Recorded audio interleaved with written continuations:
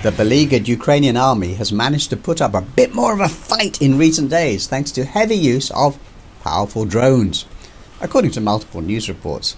But most of them omit one key fact. The drones come from China.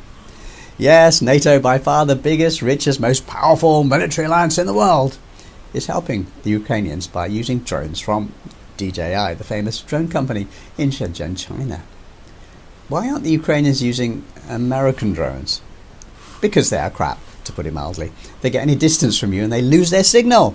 And that means they ain't never coming back. No more, no more, no more, no more. Don't you come back no more, no more, no more, no more. Emergency service workers say US drones cost far more, have fewer features, can't fly in the dark, burst into flames sometimes, and just fall out of the sky. That's what rescue workers told a public meeting on the subject. The lives of men and women are at risk. So instead, the Americans are buying stuff in China for the Ukrainians. There are two main types of drone used on the battlefield, reports say. One is the DJI Mavic, a small and maneuverable quadcopter drone from China. And the other, simply known as the FPV, is assembled in Ukraine from Chinese drone components. Now, FPV stands for first person view because a remote user can see what the drone sees. Now, Chinese drones are powerful, accurate, they're good at staying linked, and importantly, they don't have signal delay problems. Now, the Ukrainians' managers, that means the US, are reportedly trying to source alternative components from other sellers, not Chinese, but they've not yet found any. Now, if you're thinking like I'm thinking, there are two observations we have to make here. Number one, it seems just wrong. The US is putting up deeply unfair laws to destroy DJI's business, while at the same time quietly buying DJI drones and components and making use of them in Ukraine. The US government is saying that Chinese drones are easily trackable by the Chinese authorities, but that's clearly not true. You can open them up and check. Also, if it were true, they wouldn't use them for the war in Ukraine, would they? Now, the US wants American drone users to switch to a US brand called Skydio, which can be tracked by the US authorities. I know, right? Number two, the international media has repeatedly reported that the Chinese are quietly acting as suppliers of equipment for the Russians to use in the Ukraine war. It's not true, but it is repeated often, sometimes on the front page of the paper, in a tone of outrage.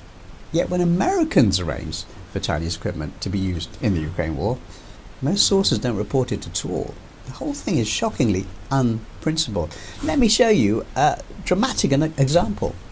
In March 2022, there was a front page report on the Financial Times. The US has told allies that China signalled its willingness to provide military assistance to Russia to support its invasion of Ukraine, said the report by Dmitry Sevastopoulos. Now, many other Western news outlets printed the same news. Russia has asked China for missiles, drones, armoured vehicles. And guess what? China responded positively to the request. That's what the Western media reported. Naughty China. But later that year, Biden officials admitted that the whole thing was a lie. It was deception. They made up the story, officials told NBC. Let me read a bit of that report. The US officials said there are no indications China is considering providing weapons to Russia. The Biden administration put that out as a warning to China not to do so, they said. So they lied to the world as a warning to China. That makes literally no sense at all. The report continues. The European official described the disclosure as a public game to prevent any military support from China. A game? A public game? Yeah, that's what it said. Lying to the world about China is a game. Well, I think most human beings, and that includes American citizens, have a different term for that. Telling lies is telling lies.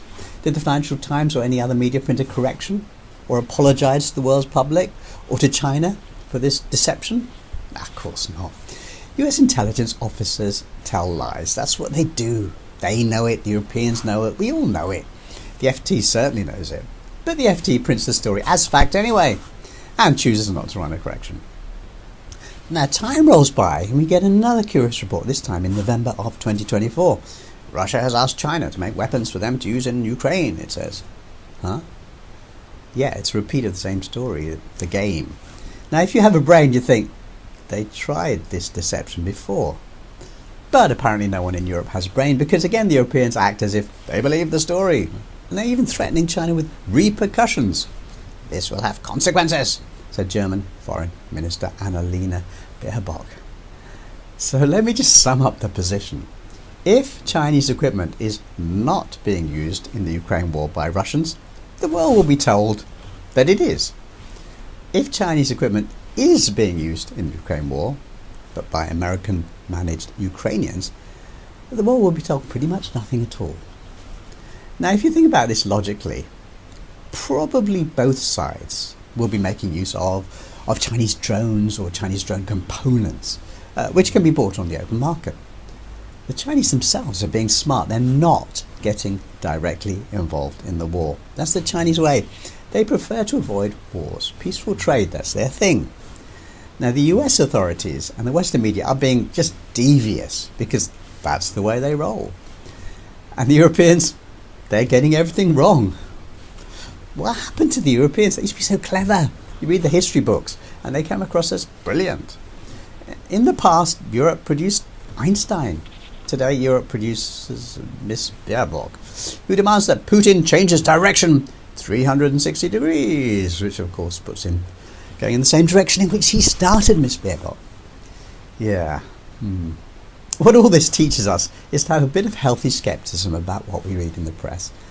And whatever you're told about China, I think it's statistically likely that the opposite will be true. Peace.